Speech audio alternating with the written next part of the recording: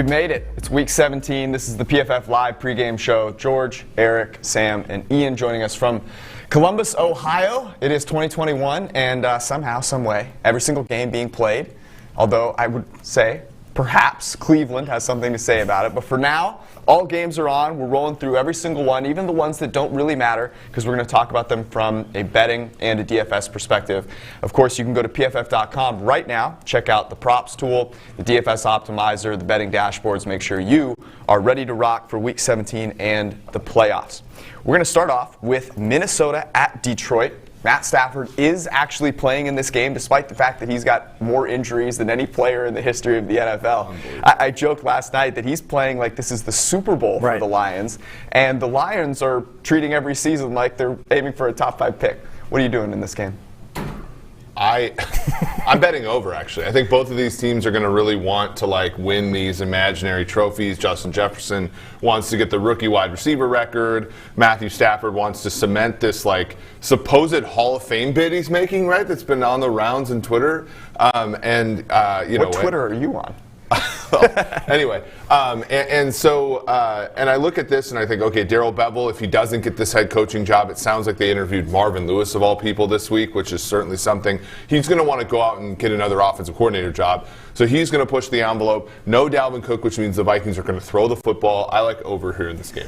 It's kind of amazing for a game that means this little how much both these two teams actually are going to be trying and going out there who want to win. The Vikings definitely want to end the season on some kind of positive note, having thrown away the glimmer of the playoff hope that they gave themselves. And then Detroit, for all the reasons you just gave, are going to want to be fighting hard as well. I think ultimately the Vikings have more talent in order to put up points and be able to cover the point spread that's out there. So I would back them, especially given just how many injuries Matthew Stafford is trying to battle through. Yeah, not only does he have all those injuries, Kenny Golladay is inactive in this game. You mentioned Dalvin Cook being inactive. Yeah. Justin Jefferson, our second highest graded wide receiver out of all wide receivers in the NFL. Kirk Cousins, a sneaky top 10 quarterback season. The Vikings is 3.5-point favorites.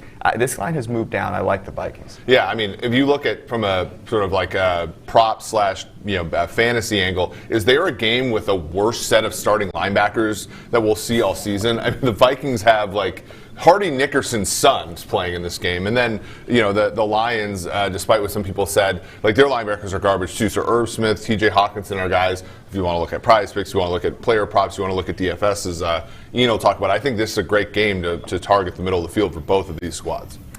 Ian, let's bring you in here. Welcome. Happy 2020. Alexander Mattison. The word was, when he came in, when Dalvin Cook was injured earlier, Gary Kubiak said, I have just as much faith in Madison as I do in Dalvin Cook, or something to that effect, which warmed my heart. Do you have that same faith? I did, but then when it became 20-0 Falcons at halftime in that game, all of a sudden Amir Abdullah became Dalvin Cook on third downs, I guess. But look, this is not that situation. I think we'd all be fairly shocked if the Vikings trailed by 20 points at any point in this game. And because of Madison not having a good game the last time everybody was all over him, his ownership is a lot lower than I think we would have expected otherwise. This Lions defense, if they give up 40 points again, will become just the third defense in NFL history to give up at least 6 games with 40 points in a single season. They are awful. Alexander Mattison should be the lead back. We've expected that, and Kubiak has told us that. And Justin Jefferson, Adam Thielen, I understand. Everybody on the Vikings offense has a good chance to put up points in this one, but for whatever reason, DFS, Alexander Mattison going a little bit under the radar. He's a great mid-tier price. A lot of people are trying to get up to Derrick Henry, or they're going all the way down to your Ty Montgomerys of the world. Madison's in that sweet spot in the middle that I think he gives you the reduced ownership with plenty of ceiling still to go. You're rolling with the Vikings like I am. And one of the reasons that I'm rolling with the Vikings is we know one thing is true about Kirk Cousins. My man performs when it does not matter. And this game really does not matter for the Minnesota Vikings. And so for that reason, Kirk Cousins over 2.5 passing touchdowns. No Dalvin Cook, no reason to feed Alexander Mattison in the red zone. Thielen, Jefferson, maybe Irv Smith gets one as well. That prop is plus 115.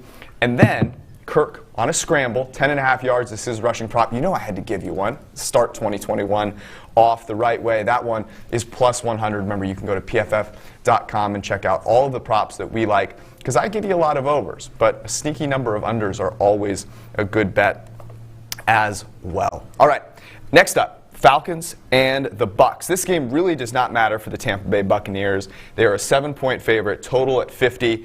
The Atlanta Falcons, sneakily, as we talked about last week, were a really solid bet against the Kansas City Chiefs. They only lost that game by a few points. Can they do the same thing without Julio Jones to this Buccaneers team in Tampa? Yeah, I mean, this game does mean something to the Bucs in the sense that if the Rams win and the Bucs lose, then the Bucs lose the chance of playing the NFC East team because of that Monday night game that they lost. But I don't see that necessarily being part of the handicap either, in the sense that I think the Falcons have been playing hard all year. They gave the Bucs a game in Atlanta just 2 weeks ago. They gave Kansas City a game last week in Kansas City. So this is a team that's going to play hard. Raheem Morris is going to try. You know, he interviewed for the head coaching job on Friday. That gives me a little bit of concern. But as far as, you know, the way in which they match up here, you know, at 7, I think I like. Atlanta at 6.5, I sort of would pass on this and wait for a true 7. It's an interesting game because it's one of those where we saw it just a couple of weeks ago, right? And this is like the second shot in a short space of time to see what each team is going to break out. And remember, this was the game where Atlanta put Tampa Bay in a hole early. The Bucs' season was almost disappearing in front of their eyes, and then suddenly their playmakers came to the fore, and they got big performances out of these guys to rescue it. And in that game, Atlanta blitzed Tom Brady a lot, like 22 out of 48 snaps, something like that. And by and large, Brady held up pretty well. So do they go back to that well and throw all the blitz at him? Because generally that's what he struggled with this season, not necessarily just because of him, but because of the offense overall. Or because it's the second time we've seen this game in a few weeks, do they go in a completely different direction? Yeah, that's a great question, because I think when you look at Atlanta, they have some good players on defense, like Deion Jones, you know, Grady Jarrett, even A.J. Terrell, you know, their first-round draft pick has played well at times.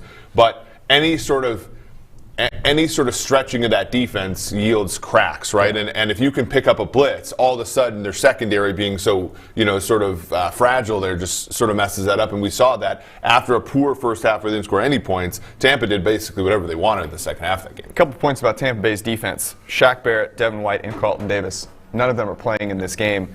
So while I think people might look at Julio Jones not playing and go, oh, that really hurts the Atlanta offense, I think more so this defense being such a weak tie system, needing all of those guys to be in there, I think gives the Falcons a nice shot there. I think you're making a case for the over here, 50. I like the over as well. I think people that number might be lower because of what Atlanta did in Kansas City, and Bruce Arians loves to run on first down. Ian, Calvin Ridley, he's been a stud all season. In fact, he's been better than even Julio Jones, to the chagrin of Julio Jones owners like myself. Are you firing him up in DFS this week?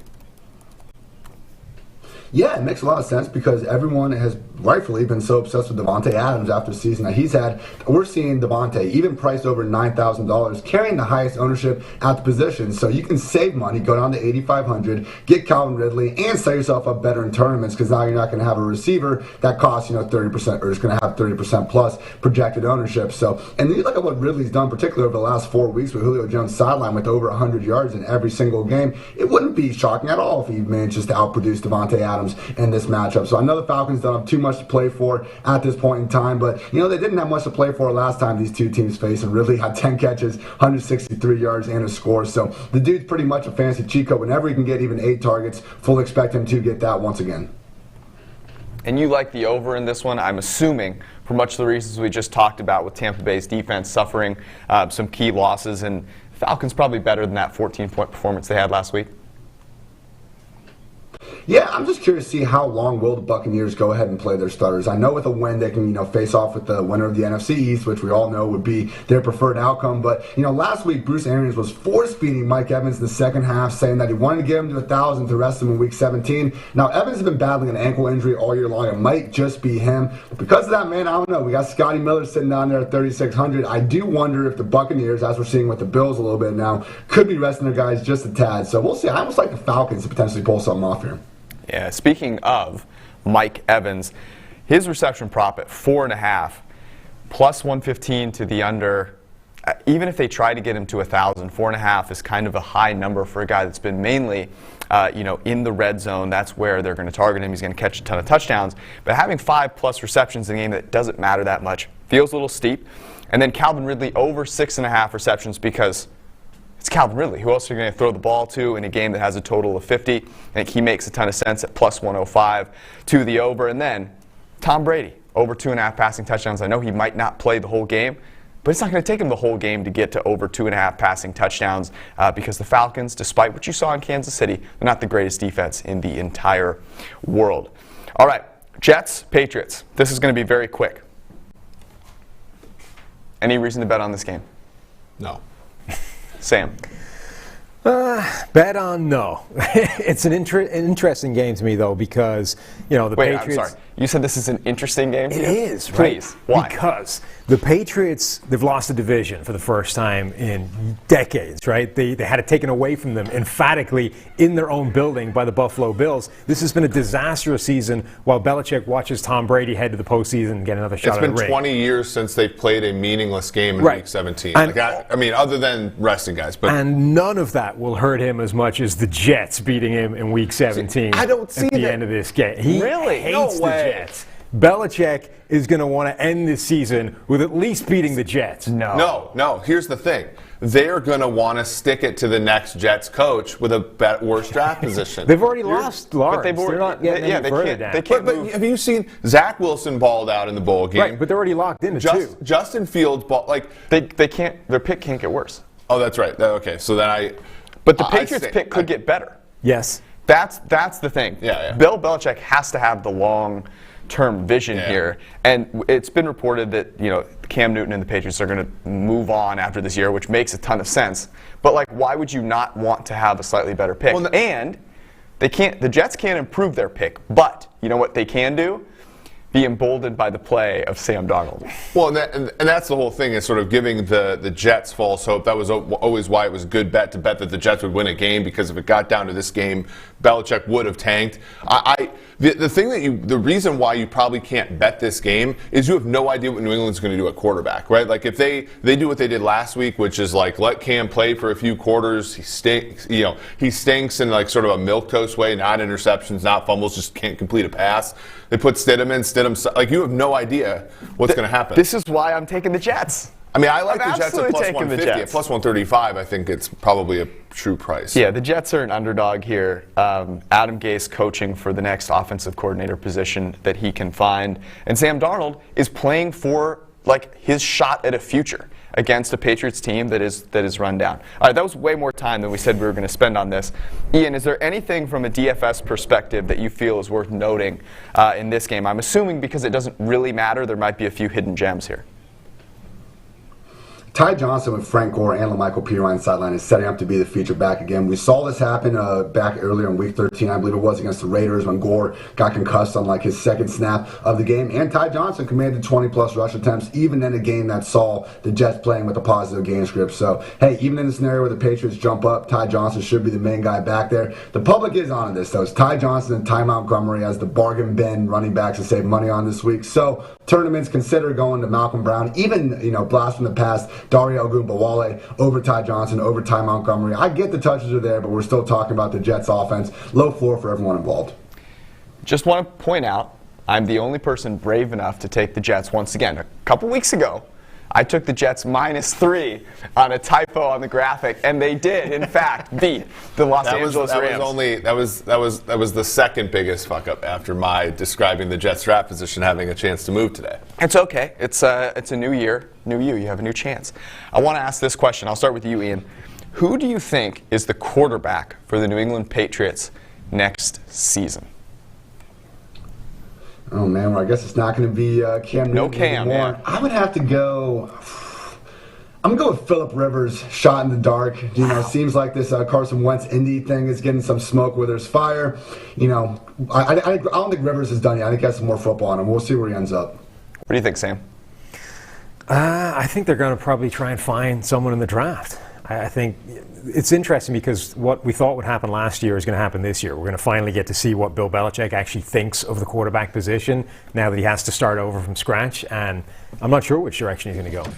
Yeah, they're not good enough to win with a high-priced quarterback like Phillip Rivers, unfortunately. They don't have good enough weapons. It's a total rebuild for them. Cam offered like a nice alternative, which was a veteran quarterback with some potential who was cheap. Like that, Matthew Stafford's not going to be that guy. Some of these, Phillip Rivers isn't going to be that guy. Even like somebody like Jimmy Garoppolo, Kirk Cousins are not going to be that guy. So unfortunately, if they go that route, they're still going to suck because they don't have any receivers. The defense is being rebuilt, all that. So I do agree with Sam. You have to start over, quarterback on a rookie deal, and then build the roster around him. All right, so amorphous rookie QBs from you two. I'll actually name a player here. It's going to be Jimmy G. He's going to return. We've reached the state where every offseason it's going to be, oh my God, this league. And this league moment is going to be when Jimmy G returns. Okay, who do the Niners take then? Zach Wilson. Okay. You think I don't have this planned out? Well, okay. What do you think my dreams have been for the past If I don't months? see Seahawks -7 or whatever on your picks, then I'm, because it's that's the only congruency we need. Okay, we're going to move on. Dolphins and the Bills. Rumor has it that the Bills will not be playing Josh Allen in this game, which makes a ton of sense because the Steelers are not playing any of their players, and if the Steelers lose, the Bills are locked in to the 2 seed in the NFC. So with that being said, this number has obviously been moving towards the Dolphins. It looks like it's now Bills +1, which makes a ton of sense. No Ryan Fitzpatrick. So are you willing to take the Dolphins in a must-win spot for them? No. Why? Well, because I don't think well, for one, when this was out yesterday, we've seen this number go from Buff -1, Buff -3, and then now all the way Dolphins are now favored in this game.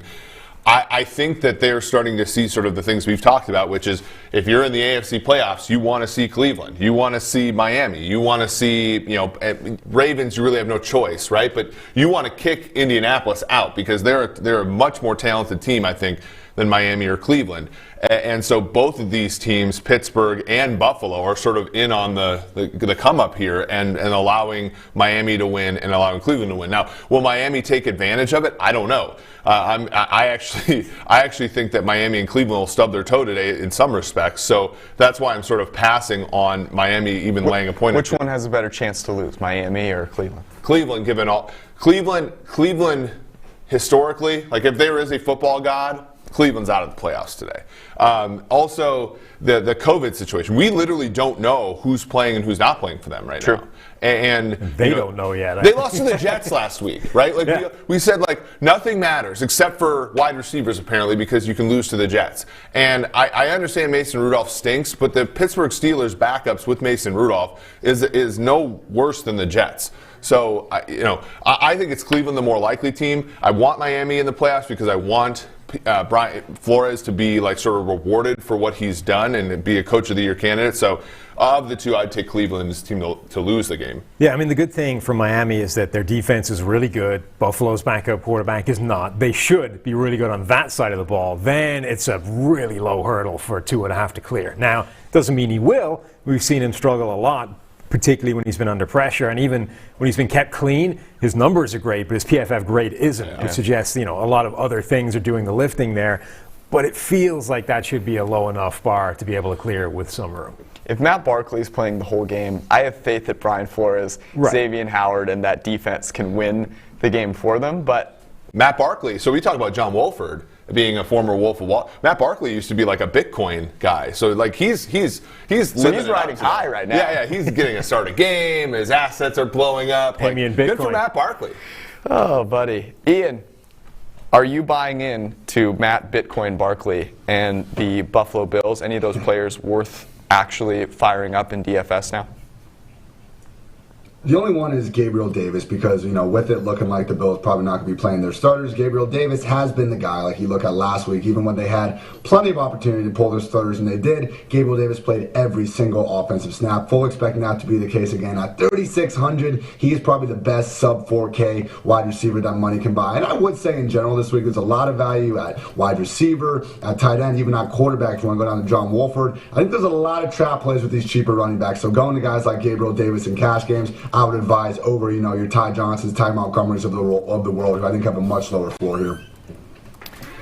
That was it for our first segment of 2021. We're going to do some stacks that you need to fire up this week, courtesy of our man, Ben Brown. Hang with us. We'll be back in about 60 seconds.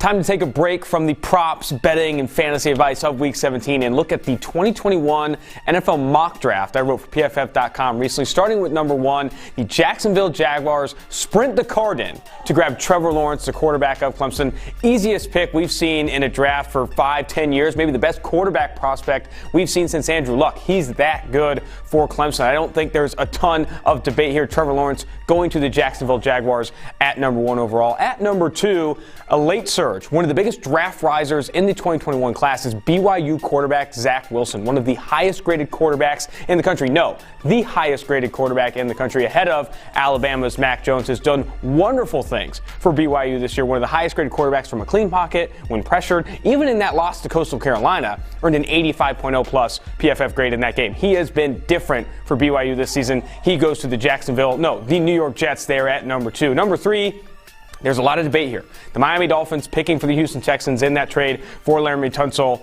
Do they go for a quarterback? Do they make an upgrade at that position because that pick is so valuable? Here with Wilson and Lawrence already off the board, I have them going with Sewell. But this is the worst case scenario for the Miami Dolphins. Picking Penei Sewell at number 3 is the last thing they should do. They should look to trade down or take a quarterback with that spot. The number 3 pick, especially with how valuable that pick is with the quarterbacks in this class, should be taking a quarterback there for the Miami Dolphins. But I have it here. Can't trade in this mock draft. They stay put and take Penei Sewell, maybe the best offensive tackle prospect we've seen in the last 5-10 years. Has done things at 19 years old for Oregon we've never seen any underclassman offensive tackle do, one of the highest graded players in the country before opting out of the 2020 season. Number 4, another one with a lot of debate. The Atlanta Falcons right now are currently projected to pick number 4 overall. I have them taking the quarterback of the future, Justin Fields of Ohio State. Say what you want about Justin Fields, holds the ball too long. There are some concerns with that. However, taking a quarterback at 4 is a more valuable selection, a better selection for this Atlanta Falcons team, even with Matt Ryan on the books for $80 million against the cap over the next 2 years, than any single defensive player that you think is going to right the ship there in Atlanta. Start to groom your replacement for Matt Ryan, who will be 36 years old next year. I'm not saying replace Matt Ryan next year. He's still graded in the top 10 among quarterbacks in PFF passing grade. But if you're picking at number 4, you're picking there for a reason. Getting a quarterback like Justin Fields, you're not going to have that pick often. Ideally, Matt Ryan, Julio Jones, Calvin Ridley, and the new coaching staff bring this Falcons team to the postseason next year. And then you have that quarterback on the bench because you drafted 4 in a bad year in 2020. Now number 5, Jamar Chase is reuniting with Joe Burrow in Cincinnati. Penei Sewell is off the board. Don't just take the next best offensive tackle in this class. Don't do that. We've seen that when Frank Ragnow went off the board to the Detroit Lions and the Cincinnati Bengals selected Billy Price just 1 pick later. You don't need to force a draft need like offensive line here. Grab Jamar Chase, grab a weapon for Joe Burrow, pair him up with T. Higgins and Tyler Boyd, and let this offense cook. That's the first 5 picks in my latest 2021 NFL mock draft.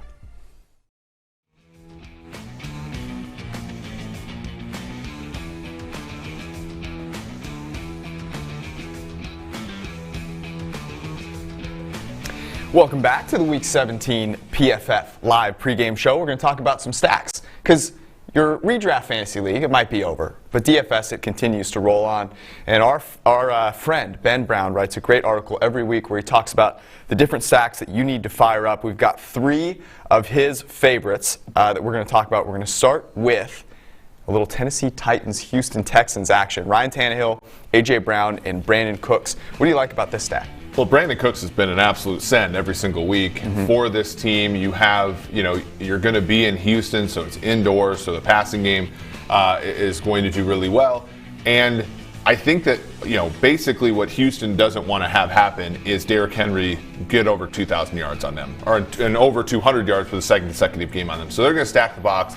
Tannehill and Tennessee, for the first time all year, is going to feel the pressure to actually throw the football. A.J. Brown, Ryan Tannehill going to be the recipients of that. And obviously Cooks has been great all year. So go with that stack. Yeah, that might be my favorite one. But closely following it is a little Vikings action here. Kirk Cousins, Justin Jefferson, and Marvin Jones. Kirk Cousins obviously in a position where, as we talked about, this game doesn't really matter, so you can expect him to go off Justin Jefferson, second highest graded wide receiver in the NFL this season. Yeah, and he's got the incentives of the top, rookie receiving year of all time. So that he has that going for him. With Jones, it's basically no Galladay for the umpteenth week. I don't know why they didn't put him on IR. Stafford playing, if Stafford's playing, he's not going to be giving like a milquetoast effort. It's going to be down the field stuff. Jones can sort of get after Minnesota's corners that way. They're also banged up on defense, so he should be the recipient of that. So in another game indoors, go with that.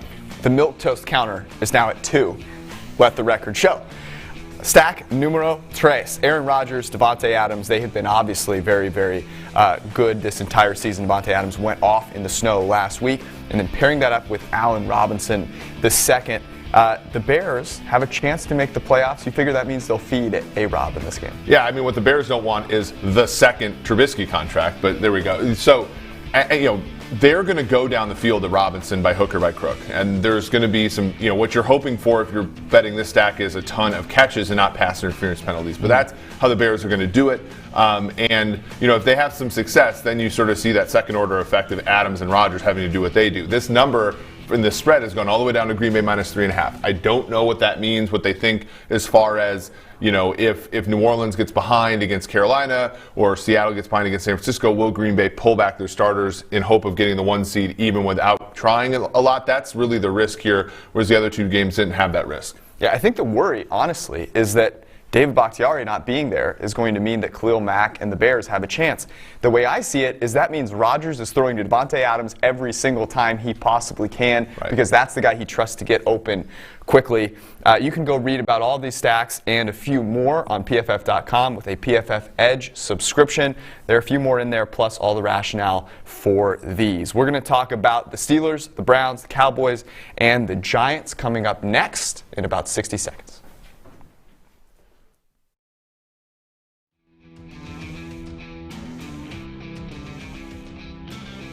The PFF Live pregame show will be right back. While we're waiting, going to go over some of the cool stuff that you can find on PFF.com with an Edge or an Elite subscription.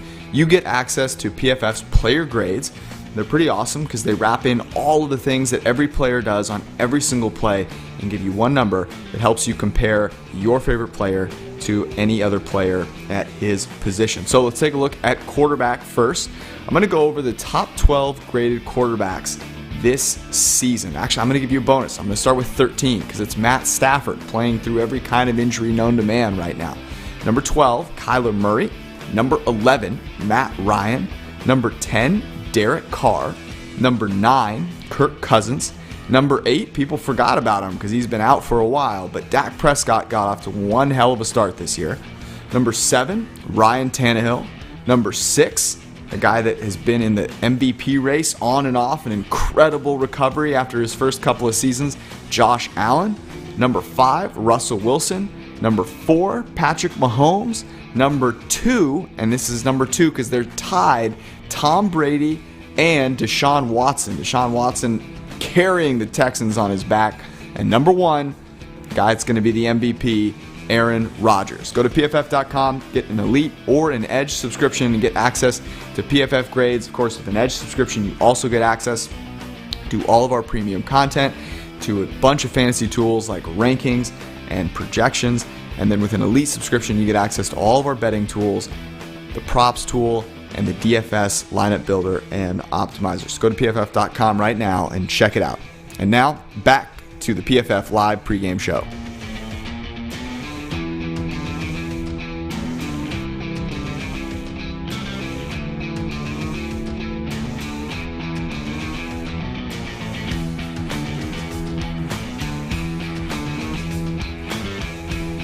We are back, rolling right along here. The Steelers and the Browns. Browns are a 10-point favorite. However, that might also be the number of players they are without in this game, and that might be the low end. Browns obviously dealing with a ton of COVID issues. We don't really know the extent to which they may be without players. So this is going to be a very hard game for us to bet on. The Pittsburgh Steelers, obviously without Big Ben, Joe Hayden, Eric Ebron, Cam Hayward, Marquise Pouncey, TJ Watt, Chris Boswell, they're resting everybody. So it's the Mason Rudolph show. Is there any angle to the Mason Rudolph show that you want to bet on? This might be just too many points. I mean, that's the thing. I think that has to be your only, sort of handicap when you're going into this one. That being said, Myles Garrett's going to want to, metaphorically, I think, hit Mason Rudolph upside the head with at least a few pass rushes today. So this is a classic pass. This might be a live betting situation too, where you watch the football game and early on it's 0-0, but the Browns are clearly dominating. Maybe they missed a field goal or something like that, and you can see that there's really nothing there good about the Pittsburgh Steelers that day, and you can hop on some Cleveland -6.5, -7. Mm-hmm. But pre-flop, I think you just have to stay away from this game. If you do have some Browns to make the playoff futures, Browns to basically that, then you can bet Steelers. I think at +10 sort of as a hedge and try to get a middle there. This is like a week 2 preseason game. Almost nobody of consequence is playing in this game. I guess the one thing in Cleveland's favor is hopefully Baker Mayfield will be one of the people that is playing, which should be the difference between the two of them fairly significantly. But I think the point we talked about earlier, right? The Browns still have a chance to show that they're still the Browns, right? And this is potentially a really low bar for them to clear just to make the playoffs, but it's still there to be tripped over, and they could easily do that. And the Browns have lost this game to Pittsburgh before. Pittsburgh rested starters in 2017. The Browns literally could have avoided a 0-16 season, and they couldn't get it done. I think 16 was the exact same thing. Obviously, this is a new Browns team. Stefanski's far more competent than who they've had there before, but you really want to trust Baker Mayfield laying 10 points again? No, I don't. Ian, are there any Browns that you do want to trust? I doubt Baker Mayfield is one of them, but any Browns that you have faith in this week? Yeah, I think we can go back to Nick Chubb and Kareem Huntwell, and also, anything like Eric was talking about. We can look at this Browns defense. It's only 2,500 on DraftKings. They're coming in as the chalkiest defense on the day, but for good reason, again. So, I think in this matchup, and also Chargers versus the Chiefs, it's the two games where we really know where the motivation stands with both teams. So, Jarvis Landry, Rashard Higgins coming back. Yeah, I'm probably not going to well with full-on Baker Mayfield stacks, but all these Brown pieces, again, Landry, Chubb, Hunt, even Higgins, and particularly the defense, don't be afraid to shove these guys in the lineups because, Browns, no excuses not to win this one. Come on, guys. I know last week was bad, but we can give them a little bit of slack for not having any of the wide receivers. No excuses this week, particularly Jarvis Landry. Fire him up. It should be said, if Kevin Stefanski can find a way to win this game, that man deserves maybe not the Coach of the Year award, but something very, very nice for overcoming what has been a tradition of tripping over themselves when they least need to. I've got one prop for you here. Kareem Hunt over 16.5 receiving yards. Everyone was all over Hunt last week because they had no receivers and it didn't totally work out for us. But this week they're going to need some playmakers nonetheless to beat Pittsburgh. 16.5 is Kareem Hunt. You can get that on one reception. Alrighty, next game up, we've got the Dallas Cowboys and the New York Giants. Weather not so good in New York. It was snowing this morning, 10-mile-per-hour winds, about 39 degrees. The Cowboys used to playing indoors. Andy Dalton from Cincinnati, he's dealt with some weather in the past, so I don't know if we're going to read into the weather too much. The Giants are a 1.5-point underdog at home. The winner of this game, should the Washington football team lose, will make, checks notes, the NFL playoffs. That's incredible. I think we've talked about Dallas and how much we like them. You still like them at this juncture? Yeah, there's been some line movement against this, but I think that's an overrating of the weather, an overrating of defense, and an underrating, I think, frankly, of what Dallas has put together. Everybody sort of attributed us to some of the Dallas stuff, and they got off to a horrible start. But you think about it, 7-9. If they get in the playoffs at 7-9, I think that they are the most dangerous NFC East team against a team like Tampa Bay because of the weapons that they have, because of some of the athleticism that they have, on the outside as well as with Tony Pollard in the backfield. And in this game, what happens when there's weather? Pass rushers can't rush the passers quickly. Well, that's pretty good for the Cowboys because their offensive line stinks. And And when you look at Daniel Jones, bad hamstring, if it's cold, if it's slippery, he's just going to be in the pocket all game. And I don't want Daniel Jones in many capacities, but one I surely don't want him in is in the pocket all game. Dallas has become the team we thought they were going to be when they lost Dak Prescott, right? There's clearly a significant difference between Dak and Andy Dalton, but Dalton has now had 6 straight solid PFF grades. 5 of the 6 were in the 70s, which is, a pretty good place to be. They've got all those weapons. The offensive line is just about keeping its head above water. The defense has gone from being biblically abysmal to just being bad. And so suddenly Dallas has gone from being an absolute joke of a franchise to having a shot to make the postseason. And as you say, if they make it, they're dangerous. So I like Dallas in this. To your point, Andy Dalton, he's 9th in PFF passing grade since week 13. Like, he has thrown the ball very well. They obviously have the receivers there. Michael Gallup went off. CeeDee Lamb had a nice game last week as well. And we know what Amari Cooper can do when healthy. So all of that adds up to you should be able to beat the Giants in a game that you need to make the playoffs. It'd be interesting how people view the Cowboys season should they make the playoffs after all that has happened. Ian, Ezekiel Elliott was inspired by Tony Pollard a couple weeks ago. He came back last week, played pretty well. You fired him up again this week? Yeah, he's actually never been cheaper than he is right now on DraftKings at $6,400. Yeah, he set the PFF for 2020 at least single game record for most forced missed tackles on rush attempts. So Tony Pollard, someone that ranks super high in pretty much every metric we have over the last 2 years. Even as great as Tony Pollard is, Ezekiel Elliott is capable of having solid games himself from time to time. Not the easiest matchup in the world, but with just how just awful really this Giants offense has looked with an immobile Daniel Jones under center. Could see Ezekiel Elliott getting his usual 20 plus carries, hopefully 4 or 5 targets, and in fantasy land that volume is exactly what we're looking for. On the other sideline, I think Sterling Shepard is someone we can also feel a little bit confident about. 5,200 on DraftKings. You're getting away from chalky guys like Crowder, like Mike Williams, right around that range. Curtis Samuel as well. And hey, you look at the Giants, when you take Golden Tate out of the picture, which he is sidelined for this one, Sterling Shepard does see his slot snaps boom. In the offseason did a study, and I found that Shepard was one of the more slot-sensitive receivers in the league in terms of being much better inside than outside. I love Sterling Shepard and Ezekiel Elliott in this game.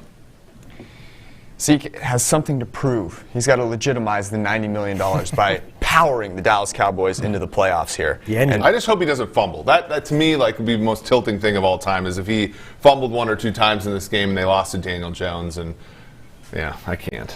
Maybe he'll. I do you think he wears sleeves? Can you imagine sorry, I hate to say this. I know the media market's big, but can you imagine a worse outcome for the NFL than the Giants going to Tampa Bay, or the Giants hosting Tampa Bay next week? Why would that be bad? The Giants are clearly the worst of these three teams. Yeah, but you don't understand how media markets work. Yeah, but people, the I guess, NFL would be ecstatic to have either the Cowboys or the Giants. Betting and DFS are a thing, so obviously, but that game's going to be over by, the New York Giants are going to be the least competitive out of any of those 3 teams. Yeah, it'd get a good rating, though. Get a good rating. All right, Ravens and the Bengals here in Cincinnati, right down the road. Bengals are now a 14-point underdog, total of 44.5. This has been continually moving in the direction of the Baltimore Ravens. Since week 13, the Ravens rank 2nd in EPA per play, expected points added per play. Their offense has seemingly gotten back on track. They played some bad teams, and that's a good recipe for a team that likes to use the quarterback in the run game. So they seem to have gotten it back on track. I'm of the mind that they keep it rolling in this one. What do you think? Yeah, big sweat today for those that had the Lamar Jackson under rushing prop. You thought you had it when he had COVID, and he's had a breakout. All 5 of you, yeah. Yeah, breakout few games here. No, I like the Ravens laying the points here, even at 14. Obviously, you like it more at 13 and 13.5. But this is going to be a game where either the Bengals are game and they put up a 2017 Week 17 effort, and in which case you're going to lose the bet no matter if it's 10, 11, 12, 13, 14, or the Ravens just beat the brakes off the Bengals. I see the latter case happening. The Bengals 2 games in a row, playing well, feeling themselves out a little bit. Brandon Allen, though, he can carve up a defense like Houston. I don't think he can carve up a defense like Baltimore's. Yeah, there's no way that Brandon Allen has a game like he had last week, 2 weeks in a row. I agree with you that I think it's one of those 2 outcomes. It's either going to be an absolute beatdown by Baltimore, and it's sort of set up to be that. The Ravens have got their run game back on track, and the Bengals don't have a good run defense. They've shown up against the pass a couple of times against certain teams, but they should be able to run on them all day long. But it feels like one of those games that's just such a huge amount of points, and the Bengals have been playing pretty hard the last couple of weeks despite nothing to play for. They have. Brandon Allen's been playing for a chance to be a backup for a significant amount of time going forward and cashing those checks. Ian, Lamar obviously has been on fire. Is there anyone else along with Lamar that you're considering today in DFS? No Bengals, but I do think the Lamar Jackson, Mark Andrews, Marquise Brown stack, exactly what we were hoping would kind of be just a stack leading us to all sorts of fantasy football glory all season long. It has started to come on strong over these past 6 weeks with Hollywood, getting that nickname back and really going out there playing well. 4 touchdowns in his last 5 games. Only game he didn't score had 6 catches for 98 yards against the Jaguars. So Lamar, you look at him, highest priced quarterback on DraftKings at $8,000, but because Andrews and Hollywood are both under $6K, when you make that stack with his top 2 pass catchers, it actually Lamar ends up being quite a bit cheaper than, say, Kirk Cousins, who might be cheaper than Lamar, but he has a much more expensive pass catchers. So I think it's sneaky affordable, and from there, again, we got the value all the way elsewhere at the position, wide receiver in particular, to make it work. So Lamar, Hollywood, and Andrews, that's my cash game bill of the week. Ooh, I like it. It'd be just the time that you expect Hollywood Brown to show up after everyone that drafted him in redraft does not get a chance to actually enjoy that there.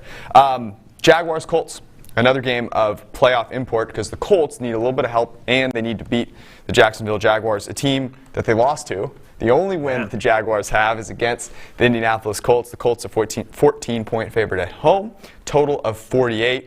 We have the ELO difference, the power ranking difference between these two teams being about 15 points, which actually kind of surprised me because I think the Colts have been a little overrated this entire season. For that reason, give me the Jaguars plus 14.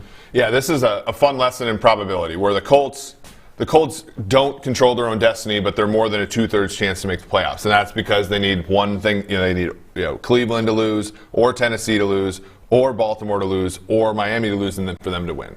And each one of those is not that likely to happen, but all of them happening is also unlikely. So this is a tricky one here. We'll know the results of the 1 o'clock games before going in here. That might change. I don't know exactly what direction that'll change the number, but to me here, there's just so much uncertainty with not only motivation, but also, what are the Jaguars going to do? They don't have to lose to ensure the number one pick. They are sitting some of their better players, but we've seen the Colts already lose to this team, and so I'm going to pass here just for that reason. The Jags have better players. I mean, well, DJ Chark.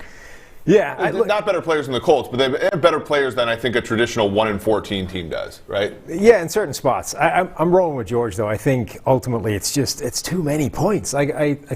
Phillip Rivers is well capable of having one of those not great Phillip Rivers games, and if that happens, they're not covering 14 points. They need Phillip Rivers to have one of those cleaner games, and even then, the Jags might not have anything to play for, but they also don't have anything to lose for anymore. So we might actually see a half-decent performance out of guys like Mike Glennon trying to play for, some future role. Well, also, Doug Marrone is probably not going to be the coach there going forward, but from every indication, he's a guy that's well-liked. So unlike maybe Adam Gase, who guys might not be inspired to win one for, they win one for the Gipper here for Doug Marrone, or at least try and keep one close. Ian, Jonathan Taylor, Nyheim Hines, both guys that figure to get some run. Jonathan Taylor, second in PFF grades since week 11. He figures to be the guy in a big spread game that gets a lot more of the touches. What do you think? Yeah, he's been crushing, and this is why, again, I'm saying if we can, try to avoid those cheaper RBs because Henry versus, the Texans and now Jonathan Taylor against the Jaguars, these are the two smash spots of the week. We want to try to get those two running backs in pretty much any lineup if you're in a head-to-head or 50-50 contest. So, yeah, the big thing, we've talked about Jonathan Taylor being a better receiver, I think, than expected. He's caught 35 and 36 targets this year without a drop. But, Nyheim Hines is going to be that pass-down guy. The big factor for Taylor over the past few weeks has been, one, he's been playing better, as you said, and two, Jordan Wilkins, not a single offensive snap over the past two games. So finally, we have Jonathan Taylor getting all the early down work. It's been great for fantasy business. I will say, though, in tournaments, everybody knows Taylor's in this great spot. So pivoting Nyheim Hines, hoping that maybe, in his 5 to 10 carries, he vultures a touchdown away. Maybe even, gets some pass down work. Maybe, just maybe, he's stacking with the Colts and he takes a punt return back to the house for that rare but awesome double dip score. So I do think in tournaments, Nyheim Hines is a great way to, leverage all that ownership on Jonathan Taylor. But no, it's impossible to say anything bad about this spot for JT. In cash games, get him in there right alongside Derrick Henry if you can. You love to see a little Jonathan Taylor, a little rookie running back, ensuring that people will then, again, this coming year, pick 1 or 2 or 3 running backs in the second round. That's what we're all hoping for. We'll be back in about 60 seconds. We're going to talk Super Bowl futures. There's one in particular that our simulations see with a little bit of value here. So we'll take a look at where that stands right now, heading into Week 17 in just a few seconds. I'm back, and we're continuing my 2021 NFL mock draft. Enough of the George Chahrouri, Eric Eager show ahead of Week 17. Let's look at this mock draft. Let's look ahead to what people really want to see. Picking at number 6 right now, projected, are the Philadelphia Eagles with Jalen Hurts and that bloated Carson Wentz contract. They desperately need help on the outside. Yes, they just invested a first-round pick in Jalen Reagor, but it's not enough. Jalen Reagor has not lived up to expectations so far this year. Let's get a guy that will live up to expectations, really take the top off of a defense. And Jalen Waddle, the Alabama wide receiver, people are going to hate on his size, 5'10", 182 pounds, but this guy has legitimate juice, arguably a better prospect than Henry Ruggs, who went to the Las Vegas Raiders inside the top 10, top 11 picks in the 2020 draft. Jalen Waddle, a difference maker. Don't worry about the ankle injury. Okay, he's coming back from that ankle injury. He's a jittery, athletic, top-end speed type of guy, an athlete that the Philadelphia Eagles offense, regardless of who's playing at quarterback, desperately need. Now at number 7, the Detroit Lions, currently projected to pick at 7. They add a receiver as well. Unlikely this many receivers go inside the top 10, but it's a valuable position in today's NFL. Don't grab interior offensive line, interior defensive line. It's not a good pass rushing class. Let's go get Devontae Smith, arguably the 2020 Heisman favorite. Mac Jones will probably win the award. It favors quarterbacks, but Devontae Smith has absolutely been insane since Jalen Waddle went down with that injury. Again, another guy where the frame is not something you want to jump on board with. A slight frame, not necessarily a top-end speed athlete like Jalen Waddle, but so consistent. Ball skills, really soft hands, really gets it done from a production standpoint. Has one of the most productive seasons we've ever seen from a college wide receiver so far this year. Should finish with a better receiving grade than the best of all time before, Amari Cooper in 2014. Now picking at 8 is the New York Giants taking Kwity Paye. It's going to be a conversation who the best pass rusher in this class is between Gregory Rousseau or Kwity Paye. But I'm going with the guy with a ton of tools and a ton of production. Gregory Rousseau is an athletic freak, compares to Jadeveon Clowney in some ways, but with Kwity Paye, also an athletic freak, projected to run an absurd 3-cone, absurd 40 time. A former running back playing high school there in Rhode Island, has had a ton of production here this well. Ranks inside the top 10 in PFF pass rush win rate so far this year for Michigan. Giants get better in the trenches. Now picking at 9, I don't love the positional value here. Taking linebacker inside the top 10 often scares me, but Micah Parsons is that generational talent. I think going to Carolina to try and fill Luke Kuechly's shoes could be the fit here. He was the highest graded linebacker in the country in 2019. Obviously opted out of 2020. His run defense is absolutely absurd. Fits the run better than any linebacker I've really seen over the past 5-10 years, and I think that is something the Carolina Panthers will flock to. Maybe not the best positional value there in the top 10, but from a pure talent perspective, Micah Parsons is one of the best defensive players in this class. And finally at 10, the Denver Broncos need to cut ties with Drew Lock. They don't have to, cast him away. They can keep him as a backup, keep him as a competing starter, but start to groom this new quarterback. Start to have options under a center. And I think that option for John Elway is going to be this big, athletic, toolsy prospect with the big arm coming out of North Dakota State. Trey Lance. No production this year. Has only played one game against Central Arkansas, and there was up and down tape. But in 2019, had one of the better seasons in the FCS. I do think that Trey Lance is not a starter immediately in the NFL. Still needs experience in the NFL, but a guy that you can groom, a guy that can compete with Drew Lock right out of the gate, and a guy I don't think is leaving the top 10. He's that good of a prospect and at such a valuable position, the most valuable position in the NFL. I don't think he sneaks outside the top 10. I think if he falls to John Elway and the Denver Broncos at 10, I think it's a slam dunk pick.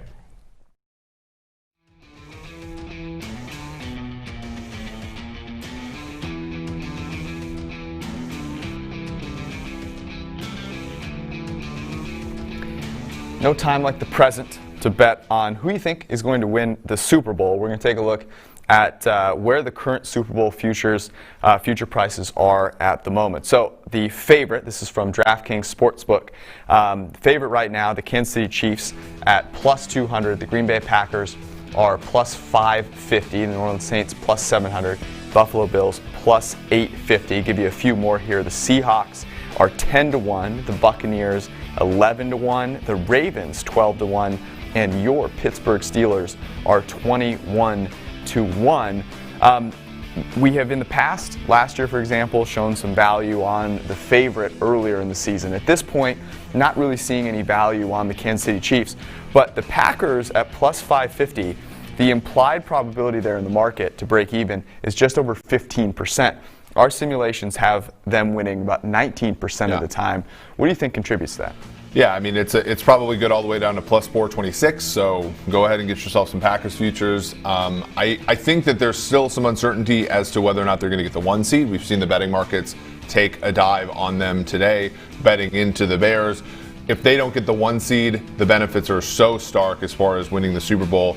I assume they're going to blow the brakes off the Bears. If you do that, then I think that this number makes a lot more sense as a bettable price. But then you look at the playoffs, and what do people think matters? People think defense matters. People think that offensive line matters, and they do, but not to the degree of having a Hall of Fame quarterback like Aaron Rodgers, not to having a one receiver who can get separation the way Davante Adams does. So this is probably a good place to place a wager on the futures market. Yeah, you think about who's going to actually take advantage of no David Bakhtiari. I mean, if Davante Adams getting open at will, not many teams are going to. Maybe the Bears are actually the team with the best shot with Khalil Mack off the edge there. One more team to call out here is the Bucs. We have their break-even odds, which is 8%, basically our percent chance of them winning the Super Bowl. But thinking about who they might face in round 1, it could be the Washington football team. To me, that might be a reason for you to bet the Bucs here, thinking about how easy it might be for them to win one game. Yeah, and unlike sort of sometimes where you can mechanically parlay these things together, you bet them against the Giants or Dallas or Washington, and then you roll it over to bet. Like, they're such a favorite in round 1 that might not be the case. You don't want to lay minus 400 on Tampa Bay, in the first round of the playoffs. So get a future here. They're going to sew up the 5 seed in all likelihood, and then I think other than the Baltimore Ravens, who have better, they're probably the most likely wildcard team to win the Super Bowl, and a wildcard team hasn't won the Super Bowl in forever. So you're getting an inflated price here. And think about what would happen should they make it to the Super Bowl. It was announced this past week that the Super Bowl teams will travel to the Super Bowl city as if it was a normal regular season game, which means they'll show up the day before the game. If it's the Tampa Bay Buccaneers, they live in Tampa Bay, so they will have the benefit of having a normal week there at home. And if there are fans there, maybe more of them are Tampa Bay fans because of how people are traveling. Yeah, it's going to be interesting. The confluence of home field advantage going down, but might actually be something in the Super Bowl for the first time ever. That'll be an interesting thing to think about. There you have it. You can, of course, go check out all of the weekly content. Eric and I will be talking about Super Bowl futures and playoff futures as we roll through into the playoffs. We are going to keep rolling here on the Week 17 live pregame show. We're about 40 minutes away from kickoff for the last regular season week of 2020, or whatever the heck you want to call it. We're going to talk Titans, Texans, and Cardinals, Rams after this break.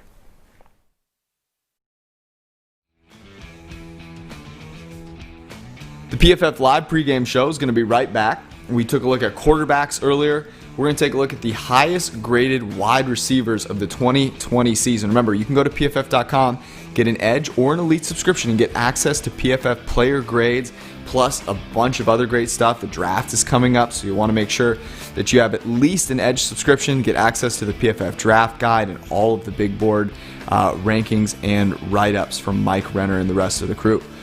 We're going to go from 15. We're going to start at number 15, and that is DK Metcalf. Had an incredible season this year. Keenan Allen and Cole Beasley are each tied at 13.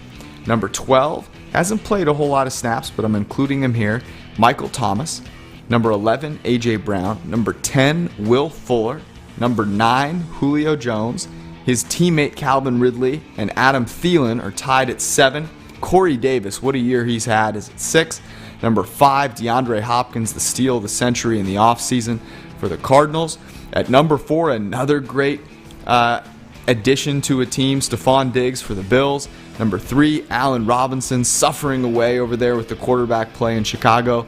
Number 2, the rookie of the year, in my opinion, Justin Jefferson. And at number 1, of course, it's Davante Adams. Go to PFF.com, get yourself an Edge or an Elite subscription. With the Edge subscription, you get all of the premium content. The draft guide coming up, as I mentioned. Actually, it's already out, but all the new versions will be coming out very soon. With the Elite subscription, you, of course, get all of the different betting tools, the props tool, and the DFS optimizer, which will come in handy for the playoff DFS opportunities. And now let's get back to the PFF Live pregame show.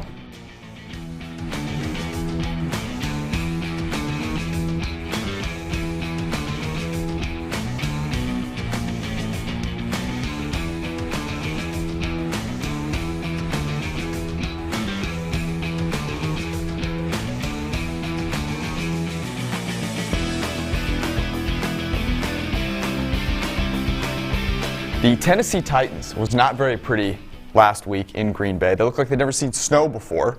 It's like a little dog when you take them out and they see snow for the first time and they completely freak out. That was the Tennessee Titans. Now they're playing indoors. They're playing the Houston Texans. Fired up J.J. Watt, Deshaun Watson, avoiding catastrophic injury. And so, of course, that means they're going to run him out and play him this whole game in a totally meaningless game for the Houston Texans, who are sending what will probably be a top 5 pick directly to Miami for a player not playing in this game, Laramie Tunsil. Just got to bring it all the way full circle. That being said, Texans +7, total 54.5. Give me the better quarterback getting points at home, Deshaun Watson. Yeah, as somebody who's carrying a decent amount in the way of division futures for the Tennessee Titans, this is one where I think you have to go Houston as a hedge, because they're a good offense, right? They've shown that all season, even against Cincinnati, who was boat racing them on the other side of the ball. They matched score for score most of that football game. People are going to say this is silly, but Tennessee has just as bad of a defense as the Bengals do. So this is going to be one where you have to trust Tennessee to not run the football as much, to not get buried the way that they were against Green Bay last week, and I just don't have that faith. Houston about to send a top 5 pick somewhere else for the second time in a few years. At least they got Watson the first time, right? Sure. Yeah. It was part of the Watson thing. But since drafting him, essentially, they've sent a couple of top 5 picks away.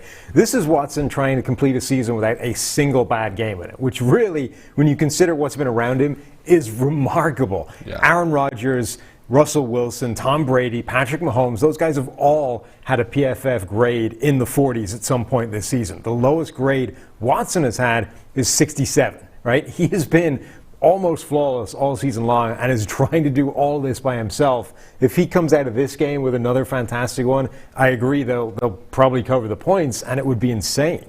I would love to see him get a couple of second or third place votes for MVP, because I think he absolutely deserves them. He really does. And it's really a shame, because you look at a game we're going to talk about here in a second, the Cardinals, and how much they have benefited from having his number 1 wide receiver from last year in DeAndre Hopkins. Let's talk a little bit about the Tennessee Titans here. Ryan Tannehill, our 7th highest graded quarterback, he's had a tremendous season. We've talked all about Derrick Henry and how great he's been on the ground. A.J. Brown, the Derrick Henry analogy on the receiving side of things, he's untackleable. So Ian, you look at this Titans passing game, are you buying in more to the Titans passing game or more to Derrick Henry getting to 2K? Well, I think that's the point. We know the Titans are going to be putting up points. It's just a matter of figuring out how. And hey, run first offense, only 223 yards to go for Henry. He's, gotten very close to that in each of his past 2 meetings against his team. I am paying up for Derrick Henry in cash games, head-to-heads, but that's also one of these things where when you are playing these cash games and you have a player that's going to be owned, potentially 50% plus by everyone, you just kind of take that, live to play another day with the rest of the lineup. In tournaments, and this is one of Ben Brown's stacks that I really like, we should be going with Ryan Tannehill, A.J. Brown, Corey Davis, even Jonnu Smith out there if you can't get up to Derrick Henry. Again, Titans are going to be putting up points. If you don't have the salary to get Derrick Henry, if you want to fade him in tournaments, it's risky, but just realize you should be going to passing attack, because again, just don't see any way how the Titans are finishing under 30 points in this one. So make sure you have pieces of this offense, even if it's not Henry in tournaments.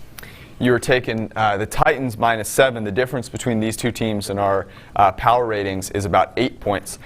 So there is a case to be made for a Titans just complete dump trucking of the poor Houston Texans here. I like where your head's at with the Titans passing game, and a way to play that if you're not playing DFS is to do so on the prop side of things. A.J. Brown, 5.5 receptions, +125. You don't see a plus number like that all that often for a receiver of his caliber.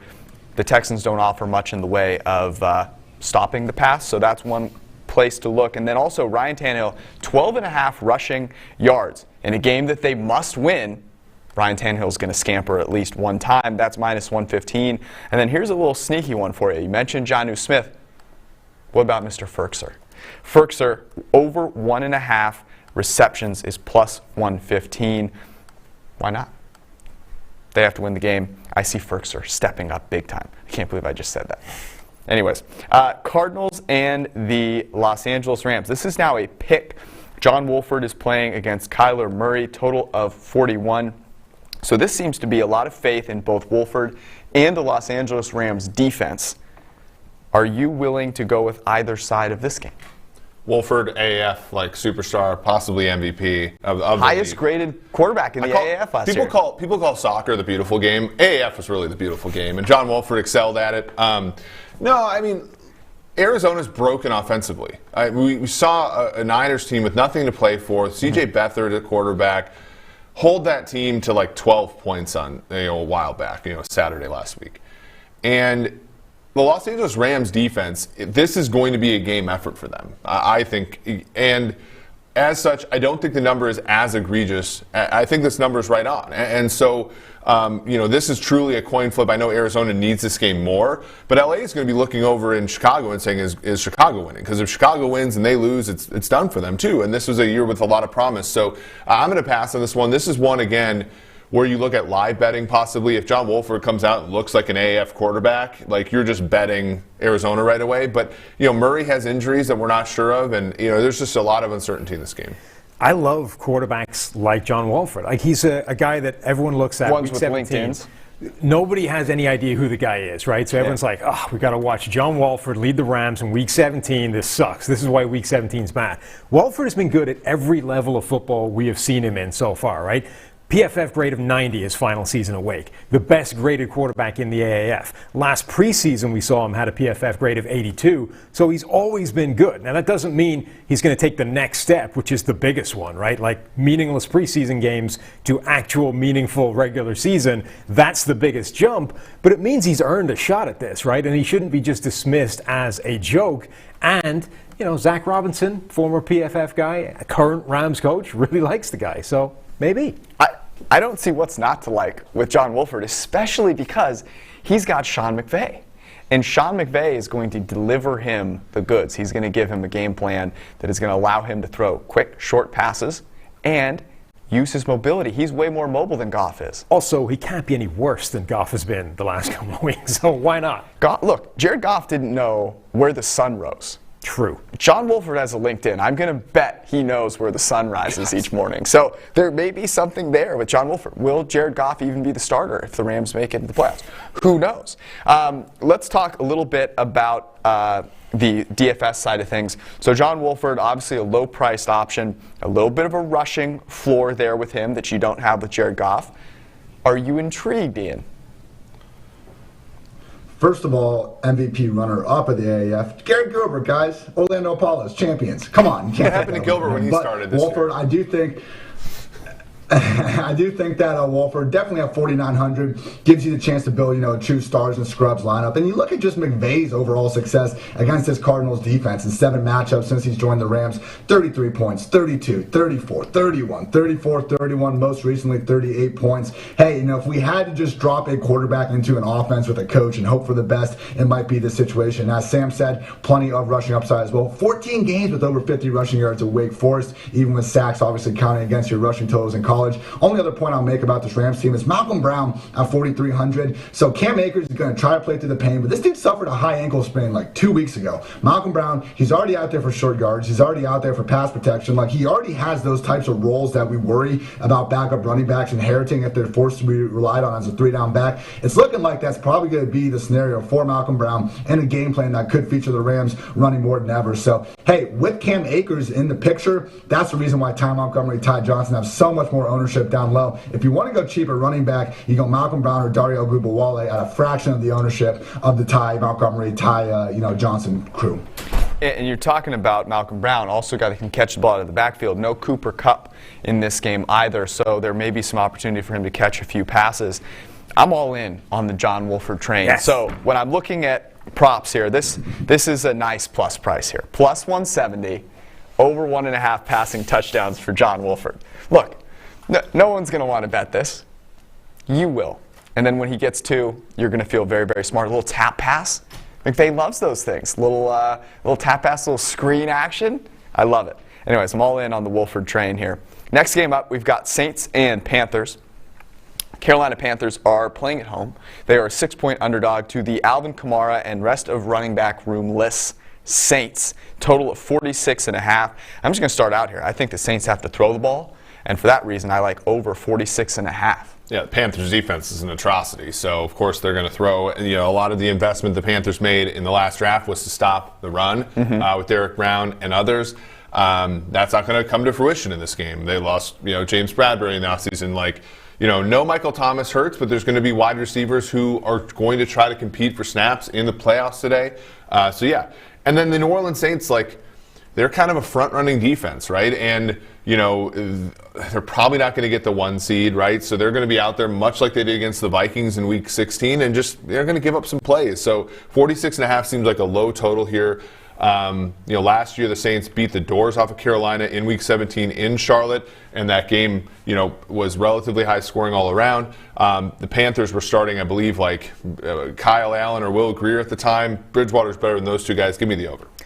Yeah, this was the last time these two teams met. It was one of the best games Drew Brees played all season, but it was one of those huge Kamara games, right? Everything went through Kamara. He caught all 8 passes thrown his way, had a huge game on the ground as well. Obviously, he's not playing. Do they still have that kind of perfect game in them without an Alvin Kamara and a Michael Thomas? It's one of those games where the quarterback is actually going to have to do his job and lead the offense and make sure the ball gets to the guys that are left standing. They can still make plays against the Panthers defense that is bad. Drew Brees hasn't necessarily done that all season. No, he is not. Do you think we see a little Taysom Hill action in this game? Oh, no, I wouldn't go that far. I'm just saying that if he struggles, it might be a little bit closer. What about Taysom Hill at running back? Ooh. Just saying. Could happen. Fumble-tastic. Yeah, that'd be pretty great. Looking at the Panther side of things, too, we've talked about Joe Brady a bunch. This offense is a decent offense. They're not going to come in and just totally, poop themselves in this game. Robbie Anderson, DJ Moore, one of 2 duos in the NFL with over 1,000 receiving yards heading into Week 17. Of course, the Saints still have a path to the 1 seed. They win this game, and they can get a Green Bay loss. They will be able to sneak in. That'd be kind of crazy after the season that they have had. Ian, Curtis Samuel is a guy that kind of plays a little bit of a hybrid role. There's obviously no Mike Davis in this game and no Christian McCaffrey. So are you expecting a little Curtis Samuel at running back action in this game? As he should, man. Millennial Percy Harvin, he's got the same kind of come up. And I think we've seen the more they give him the ball, the more good things happen with it. At 5,300 on DraftKings, he was already in play before Mike Davis got ruled out. Now we're looking at a legit potential chance for 10-plus carries on top of the usual 5, to 8 targets he gets during any given week. So, we see it with running quarterbacks. We see it with pass-catching RBs. More rare to find the wide receiver, Robert Woods, Tyreek Hill come to mind, but more rare to find the wide receiver that also gets rush attempts. Either way, these type of dual-threat players truly are cheat codes in fantasy football. I do not think that applies to Ty Montgomery. First of all, change your number, dude. I'm so tired of seeing this guy wear 88. But come on, he was apparently practicing with the wide receivers. That's why he didn't get COVID. He wasn't in the running back room. And you really think on Saturday, Latavius and these guys get ruled out and Ty Montgomery is going to get 15, 20 touches while Taysom Hill is staying on the sideline? No chance at all. And the fact that Ty Montgomery is a runaway as the highest known running back now on this slate, please stay away, people. I'm fading Ty Montgomery and freaking everything. He's not the worst talent in the world or anything, but I just think there's so much uncertainty about his role to go ahead and have that high of projected ownership. I just don't think the reward is worth the risk. I'm with you there. All right, game that also has some pretty big playoff implications with the 1 seed and the wild card, the Packers and the Bears. The Bears at home, 4.5-point underdog, although you said you've seen this move down in some places to closer to 3, which only makes my pick even stronger. I will take the Packers here. No David Bakhtiari. That's a big loss. However, on the Bears side, no Jalen Johnson. And guess who's going to take advantage of that? Time and time again, Aaron Rodgers and Devontae Adams, the 2 highest graded players at their positions. I can't believe we're doing this with Mitch Trubisky. It's so... The Vikings defense sucks, the Houston Texans defense sucks, the Jacksonville Jaguars defense sucks, and the Detroit Lions defense sucks. And they lost to the Lions at home. The last 4 games have not been a revelation for Mitch Trubisky. It's been exactly what you would expect from a quarterback picked in the top 2 who's a bust. This game is going to show the Bears' ass for what it is. And hopefully Arizona beats the LA Rams, and they end up out of the playoffs for the good of the league, because we need to see a competent quarterback in Chicago. What we don't need to see, we need John Wolford in the playoffs before we need Mitch Trubisky in the playoffs. Oh, I'm here for that. What we don't need to see is Mitch Trubisky starting a playoff game against the Saints or the Seattle Seahawks. Like, we don't need Counterpoint, that though, we could then bet against Mitch Trubisky in the playoffs. Yeah, but it's going to be baked in by then. Like, this is a weird game because people think that the Chicago is all to play for and Green Bay really doesn't. They do, which is why I don't understand this number. Bakhtiari matters, but not as much, nearly as much as people think. Give me Green Bay. Yeah, the idea that the light has gone on for Trubisky in the last month is absolutely absurd. This turnaround, if there has been one, and frankly his PFF grade hasn't turned around, it's just the numbers has come against literally the 3 worst defenses in the NFL and the Vikings, who are just regular bad, not like abysmal like the other ones. Green Bay right now is number 10 in PFF's defensive ELO rankings. They're at least a half-decent defense. That on its own is the end, right? That's this game. Your resurgence in terms of the Chicago offense won't happen in this game because you're actually facing a defense that can stand on its own 2 feet and not fall over.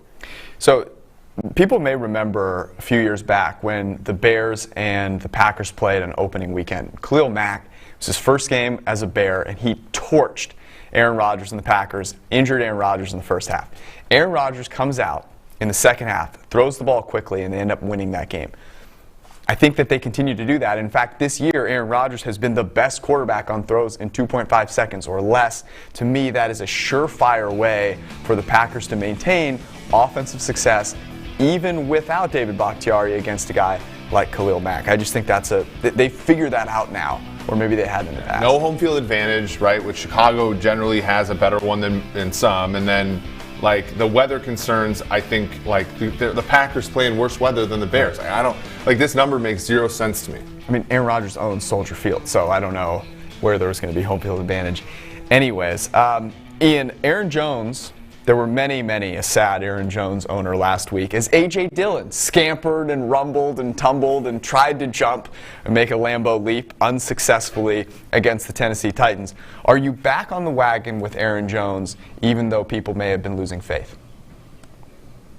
Yeah, because you just look at the price point is that everyone's going to Jonathan Taylor, or they're going higher up for Derrick Henry, or they're going down for Alexander Mattison. And we know Aaron Jones in his spot in this offense. He's good for 15, 20 touches more weeks than not. A little bit banged up last week, and A.J. Dillon got rolling. But now with Jamal Williams back in the picture, must-win game. I think we see Jones getting his usual fantasy-friendly role as the lead back and lead touchdown scorer more times than not of one of the best offenses in the game. So I know it didn't work out all that well in Week 16. I know Devontae Adams is going absolutely bonkers. Hey, this Bears defense, though, like not exactly the same monsters we've seen in past years. Only the Bengals have given up a higher percentage of explosive runs per attempt this year. I think Jones, we know he's got that home run hitting ability. And hey, maybe just maybe with the MVP race all but locked up, and then must-win game, Rodgers chills out a little bit with trying to throw a touchdown every single time they get inside the 5-yard line. So I get why there are other running backs, higher owned than Aaron Jones. Just realize, anytime we can get it back in this good of an offense, projected for 15, 20 touches, he's got a pretty nice wide range of outcomes. Yeah, I don't know if I feel the same way about Aaron Rodgers not trying to throw a touchdown pass at every opportunity. This is the Aaron Rodgers revenge tour. My guy has come through and absolutely put an exclamation point on that at every opportunity. Looking at some props here, you can get Aaron Rodgers passing touchdowns over 2.5 at plus 120. If you believe, as I think we all do, that the Packers have a reason to play all of their players in this game and try to win to make sure that they can play at home and not have to play in wild card weekend, then that's an interesting opportunity. But I think the one that we talked about this last night, Eric, that we like the most is Devontae Adams over 7.5 receptions, no Jalen Johnson. No one that can cover Devontae Adams. Without David Bakhtiari, they're going to have to get the ball out quickly. And then that might also make you like Aaron Rodgers, over 9.5 rushing yards. Maybe once or twice there's a little slip up on the left side of the line. He's got to scamper a little bit. A couple scampers in the scamper count 3, I think. Oh, every week it's high. I mean, it's like eating milk toast every day. We are going to close up this segment. We'll be back with some DFS upside plays from Ian Hartitz, and then we're going to roll through into the last slate of games. We're about 15 minutes away from kicking off the final week of 2020. Hang with us. We'll be right back. Last 5 picks of my top 15 2021 NFL mock draft, starting with number 11. The entire Dallas Cowboys fan base hates me.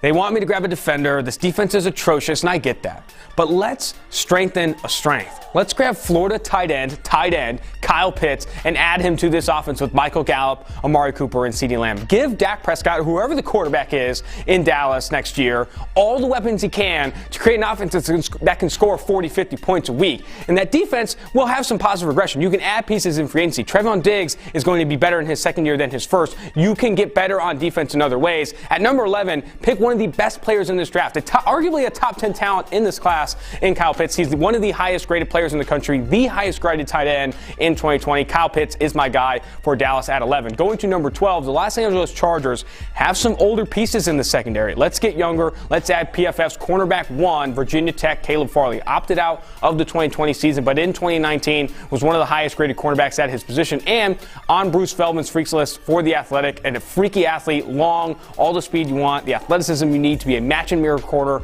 in the NFL. Exactly what the Los Angeles Chargers need. At 13, the pass rush is the worst in the NFL. The Minnesota Vikings have the worst pass rush in the NFL, the lowest pressure percentage of any team. Let's get better there. Even when Danielle Hunter comes back from the injured reserve, you're going to need a piece opposite of him, a developmental piece in Gregory Rousseau with length and athleticism similar to, not just like, but similar to Danielle Hunter is what Mike Zimmer wants along the defensive line. He can use him as this chess piece like Miami of Florida did in 2019 before he opted out. I really like Rousseau as a fit for the Minnesota Vikings. At 14, the New England Patriots need help at the quarterback position.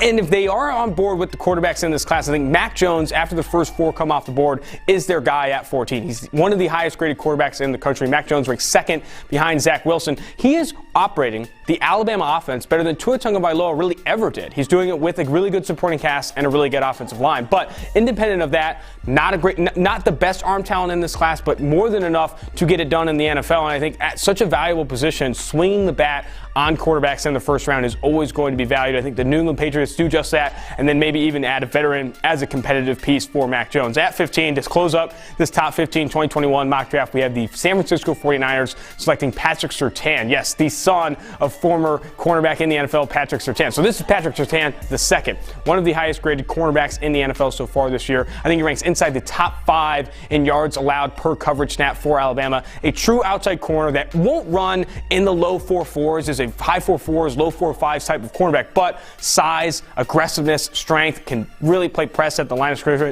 scrimmage, be a physical cornerback for the San Francisco 49ers in that defense they want to run with or without Robert Salah. Adding that cornerback there with Richard Sherman will hit free agency this offseason. Jason Verrett, Ahkello Witherspoon, and Kwan Williams, all unrestricted free agents this offseason. Add a piece like Patrick Surtain, improve that defense on the back end.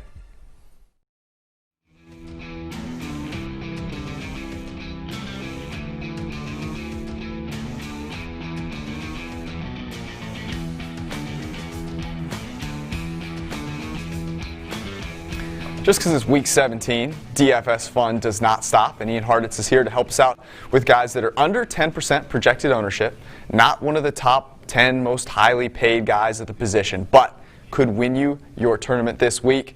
Ian, kick it off for us. Yeah, really trying to get even cheaper than usual this week and trying to leverage off some of the more chalking guys. So first pick is Scotty Miller at 3,600. Look, the Bucs said they wanted to get Mike Evans to 1,000 yards so badly last week that they were force-feeding him the ball throughout that second half. I think once he gets those 40 yards, could be pulled early. Same could be said for Antonio Brown. Same could be said for Chris Godwin. Scotty Miller could end up being the guy that gets the majority of the deep balls against a Falcons secondary that has been atrocious against wide receivers all season long. So Scotty, he already gets a couple of targets, with bunches of air yards per game. Could see more of those than usual and a great matchup for that to happen. Also looking at Denzel Mims and Brashad Perryman at the very lowest end of the salary spectrum. Look, people are on Jamison Crowder. They're on Ty Johnson's Jets offense. And if there's one thing we've learned about this Jets Adam Gase offense, it's that we really can't trust much of anything. Perryman and Mims did really have a ton of success against his Patriots secondary back with Joe Flacco under center the first time they faced off. Again, I think you're leveraging off of the more chalky Jets for guys that are probably a little more talented and have higher upside anyway. DeAndre Deontay Johnson at 6,700 is the only Steeler that I'm looking to roster. But hey, Mason Rudolph is going to be out there. We have not gotten word that Deontay and his wide receivers are going to be more limited than normal. Deontay was Mason's #1 guy last year. No Denzel Ward for the Browns. Hey, I don't think the Steelers, they can't run the ball. They're not going to change their offense up, 100%. If they continue to run the same system with, just Mason in for Big Ben, we could see Deontay get his usual just high wide receiver 1 share of targets. And finally, I like Nyheim Hines and the Colts defense. Everyone loves Jonathan Taylor, but just realize Nyheim Hines, while we all think of him as a scat back, the Colts are willing to give him, potentially double-digit carries right into the teeth of the defense. So, we've seen Trey Burton get Wildcat snaps and steal touchdowns from Jonathan Taylor inside the 5-yard line. It'd hardly be surprised if Nyheim Hines gets one of those. We also have him in for 2-minute situations and even punt returns. That's why I like pairing up the Colts defense with them as well, who are very expensive, but you know what? Defense is random. Sometimes getting away from the chalky Browns, paying up, can help separate your lineup. So Nyheim Hines, Deontay Johnson, Brashad Perryman, Denzel Mims, and Scotty Miller are my high upside contrarian picks. I love Scotty Miller. Guy's going off today. You can book it. And you can also book the Week 17. It's about 10 minutes away, which means we are almost done here. We've got one more break, and then we're closing it out. Last 4 games of Week 17. 60 seconds. We'll be right back.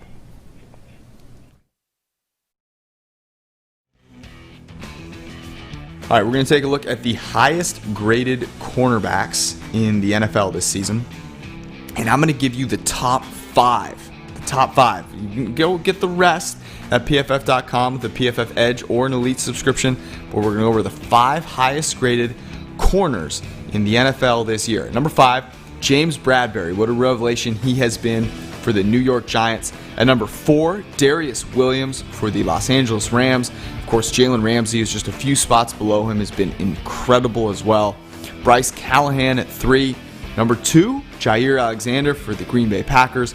And at number 1, Xavier Howard, potentially the defensive player of the year, has 9 interceptions, has been absolutely incredible for the Miami Dolphins. Go to PFF.com, get yourself an Edge subscription. Make sure you have all the draft content as we're getting closer to the draft. And if you're interested in gambling on the playoffs, the props tool and the betting dashboards are coming to you with an Elite subscription as well as the DFS optimizer. So go to PFF.com, get yourself set up for the playoffs. And now back to the PFF Live pregame show.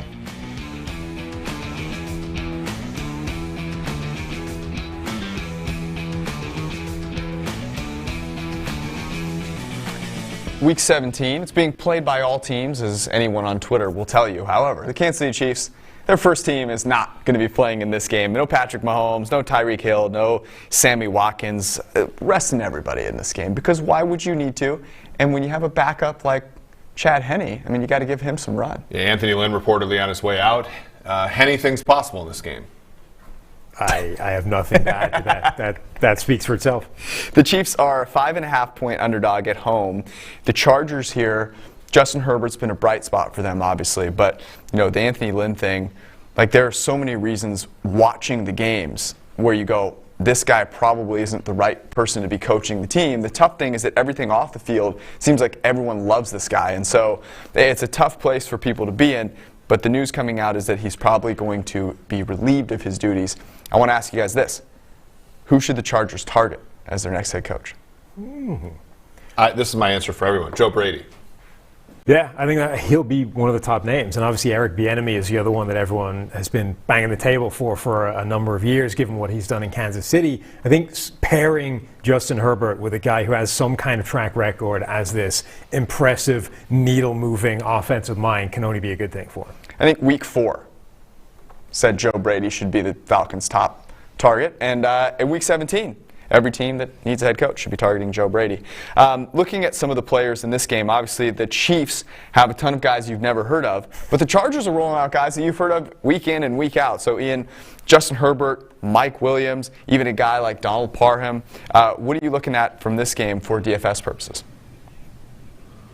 Yeah, like you said, I mean, Chargers, hey, as Eric said, anything can happen, I guess. But, hey, looking at, just this team, who's more motivated? Obviously, it is the Chargers to some extent. And Justin Herbert with Mike Williams, who's now the number 1 wide receiver, Keenan Allen out, and Donald Parham with Hunter Henry out, we're basically just getting steep pricing discounts all the way around. So similar to where we were talking about Lamar Jackson, Hollywood, Mark Andrews, same thing with Herbert, where it's an expensive quarterback, but because the stacking partners are so cheap, we're actually saving quite a bit of salary. So love going the well with those guys. And also, how about Brian Dable as the next Chargers coach? Ooh. Who knows?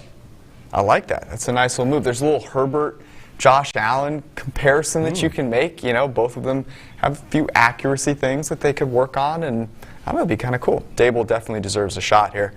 The Seahawks and the 49ers, the next game we're going to talk about. The Niners are a 7-point underdog at home in Arizona, whatever that means.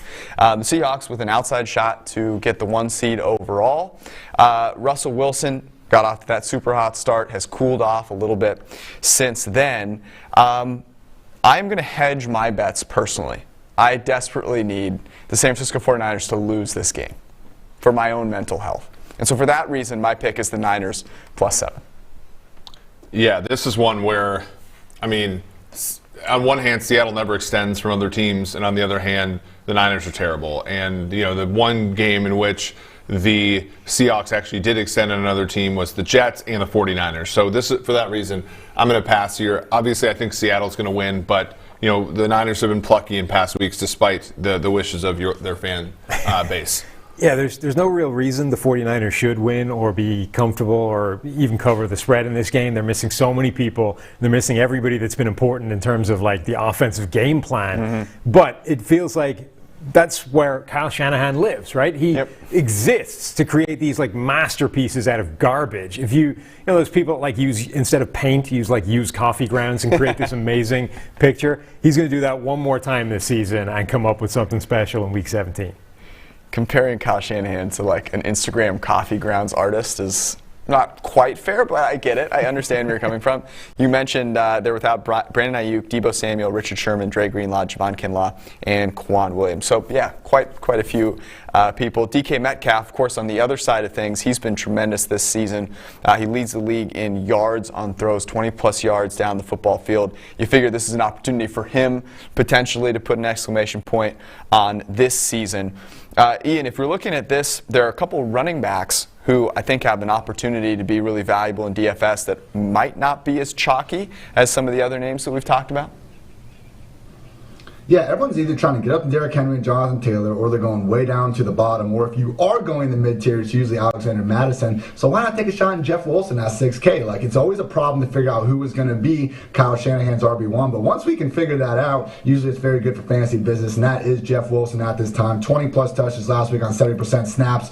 Jamal Adams, great safety linebacker, whatever you want to call him. But I still think, 20-plus touches designed by Shanahan, going to be good for just about any RB. And Chris Carson, similar reasoning, no Carlos Hyde. Rashad Penny's still kind of getting work back into action. Big game for the Seahawks. I think they feed him as much as they can. I hope DK Metcalf goes off and they get back to cooking, but the Seahawks, they've had like 5 or 6 straight games against awful offenses. They've been able to run the ball, and their defense has improved. It's worrisome, man, because I just feel like they're going to get back in this run-first mindset, and that's not going to quite cut it once again in January. But at least for this game, maybe they can hold on for another week.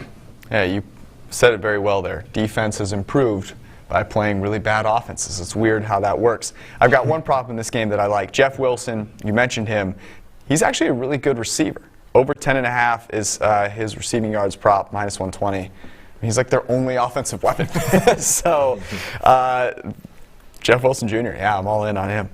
Next game up, we've got the Las Vegas Raiders and the Denver Broncos. It's in Denver. The Broncos, a 2.5-point underdog, which I think says everything you need to know about our boy Drew Lock and the Denver Broncos this season. Yeah, the Broncos have been underdogs every single game this year, even though they've opened as favorites a couple times, including this one slightly. I'm going to lean towards the Raiders here at minus 2.5. Nothing more really to say. I think the Raiders are going to try to end the season at 500, get Gruden in year 3, finally across that threshold. But this is really like there's not much else to say about this game. Yeah, same. Drew Lock has been bad most of the season, and the funny thing is they can't get out of their own way, in that even when Drew Lock has a decent game, you wouldn't know it from the results, right? Because either Jerry Jeudy drops 5 passes or something else happens, and in 2 of his best 3 passing games this season, he's ended up with a passer rating under 50 because everyone else has timed that game to let him down. Yeah, I'll say this about Jerry Jeudy. We know some of the work that you've done. The drops are not a very stable thing. We've seen it with Amari Cooper. You know what is stable? Getting open. And you know who gets open? Jerry Jeudy. On the Chris Collinsworth podcast, Xavier Howard mentioned how Jerry Jeudy turned him around on a slant. He's like, that's never happened to me before. This guy is really, really good. The problem is, Drew Lock, it doesn't matter how motivated he is, he's not very good. He ranks 32nd in PFF grade this season. Derek Carr has had a very good season. He's top 10. He's 9th overall. Better quarterback, as a slight road favorite is my pick on this game. DFS-wise, Ian, anyone that we should be paying close attention to, it's the last chance that you're going to have this season to mention our favorite player of the entire season. Yes, Melvin Gordon without Philip Lindsay has been trusted with that 3-down role, and this is one of only 4 games on the entire slate with a game total of at least 50. So I think a lot of people are getting mesmerized by the potential of a Titans-Texans shootout. Hey, Drew Lock, I know that at his worst, he is truly one of the worst QBs in the league. Only have to go back a couple weeks to find an occasion where he threw 4 touchdowns against 0 interceptions. So just saying, he has a wide range of outcomes, more so than your usual bad quarterback. So Nelson Aguilar, Melvin Gordon, Darren Waller, even Noah Fant. I like going with these auxiliary pass catchers, and even Melvin Gordon in this one. Even Melvin Gordon. That's how you know you're in Week 17. Even Melvin Gordon is being considered. We've got one last game. We're closing out the season with Washington and Philadelphia for a chance to make the playoffs. There's really no better way to culminate this year than 2 really terrible teams on prime time. On prime time and Sunday night. On Sunday Night Football. The Eagles are 29th ranked team. Washington is 20. Alex Smith is going to give it a go here. Carson Wentz is an inactive. He's a scratch for this game, so we will not be seeing him. Miles Sanders also not playing. Neither is Fletcher Cox, Dallas Goedert, Derek Barnett, Deshaun Jackson, Jordan Mailata, Duke Riley, or Nickel Roby-Coleman. So this is basically Jalen Hurts or bust in this situation. The Eagles at home are a 4-point underdog. I was emboldened to take Philly. I'm now a little worried because of how many inactives they have. Yeah, I mean, I think that really the only way you could take Philly here, which is if you have a Washington football team future, which I think had value over the course of the entire year. If you have one of those, then a hedge would be Philadelphia plus 3.5. They're the better quarterback getting points. Doug Peterson trying to prove some things. Jim Schwartz being on his way out is not a great thing. But Alex Smith, we're one partial calf muscle strain away from getting Taylor Heineke again. And, he was fine, but he's a guy who was going to college 3 weeks ago. So that, to me, is my biggest worry is, this game, there's so much uncertainty. Should Washington really be a road favorite here? I don't know. For that reason, I like Philly just, very small. Yeah, I think Washington is the better team, but you're right. There's a huge amount of uncertainty around the quarterback. One, because, Alex Smith is dealing with that calf issue that could immediately dump him out of the game at any given moment. And also because as much as he's been pretty clean this season in terms of turnover-worthy plays, he's only got 6 of them. They've come in bunches. He's had 2 or multiple turnover-worthy play games twice. And if he has one of those in prime time in this game, that's more than enough to swing it all the way back to Philly. Yeah, and for all Hurts' inaccuracies as a quarterback, and he has been inaccurate throwing the football overall, what he offers from a rushing perspective has helped their overall offense tremendously. They're 19th in the NFL in EPA per play with Hurts as the starter. They were 29th with Wentz. So it's not like they're great, but they're way better than terrible. I don't know how this is, I can't believe this is the last game that we're talking about, but I'm going to make Ian pull up someone from one of these 2 teams that you're going to fire up in DFS because we have to. It's Sunday night. I'll be throwing up as I do it, but J.D. McKissic seems like a safe bet for his usual ridiculous target share, particularly with Terry McLaurin playing through the pain. Antonio Gibson still not 100% from that toe injury. I would just say, guys, this line opened up as Eagles -1, and now it's sitting at Washington football team -6.5. We got news that there's a bunch of guys rolled out, or are we just trusting Alex Smith that much? Because I don't know, man. That seems awfully steep to me. I'm with you. And look, speaking of betting on Jalen Hurts, over 1.5 passing touchdowns is plus 150. That's how he's going to go out. I don't know who he's going to throw him to. He might have to throw him to himself. But, yeah, I think there's a really good point to be made for, are the Washington football team that good of a football team? Especially because Terry McLaurin is banged up, and he's really their one great weapon. So that's how we're closing out the 2020 regular season. Next week, we've got the playoffs, so we're going to record this show on Saturday morning, but we're going to talk about all the games from Wild Card Weekend. It's going to be a lot of fun because we get 2 extra games this year, so make sure you tune in next week, follow us throughout the week, get yourself a PFF subscription so you can read all the content and be prepared for the playoffs. Thanks for hanging out. Have some fun. We'll see you guys later.